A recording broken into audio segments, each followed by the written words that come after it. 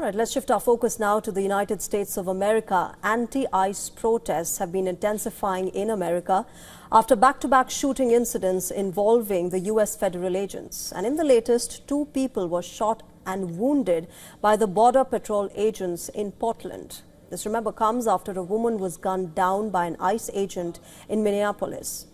The White House maintains that the law enforcement acted as per protocol, but state leaders and activists are demanding accountability. Crowds filled streets in Minneapolis and Portland overnight. Protesters chanted anti-ICE slogans and confronted heavily armed federal officers. Pepper balls and tear gas were used to push the crowds back. Several arrests were reported. Demonstrations are also spreading nationwide, from New York and Washington to California, Texas, and Georgia.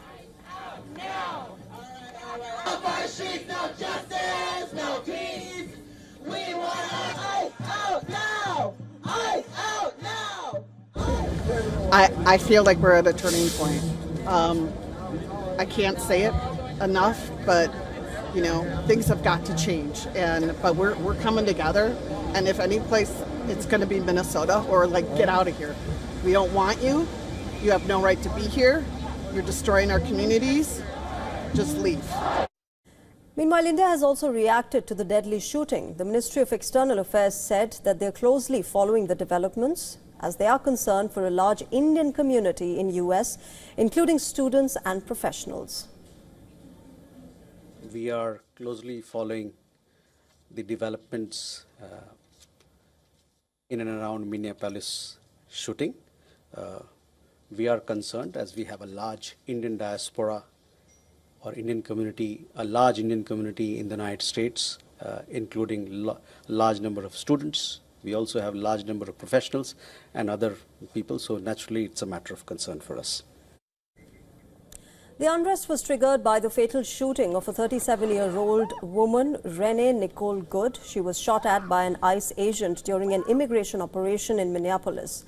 Federal officials say the lady tried to drive away, claiming her car blocked the agents and posed a threat. They say the officer acted in self-defense.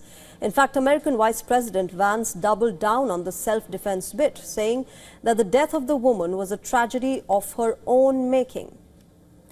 But Minnesota officials dispute that account. Video footage reviewed by lawmakers appears to contradict federal claims. Minnesota's Democratic Governor Tim Walz called these protests as patriotic. He demanded state participation in the investigation.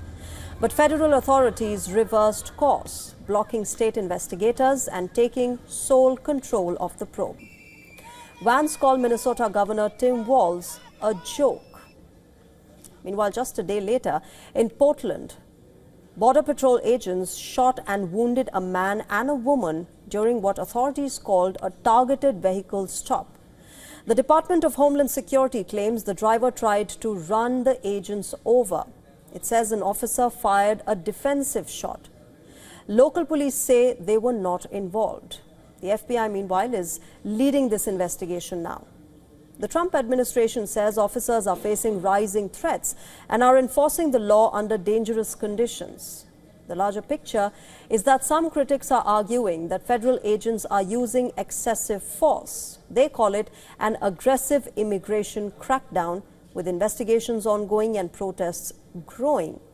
America's immigration debate is once again spilling onto the streets, raising fear and questions among its own citizens.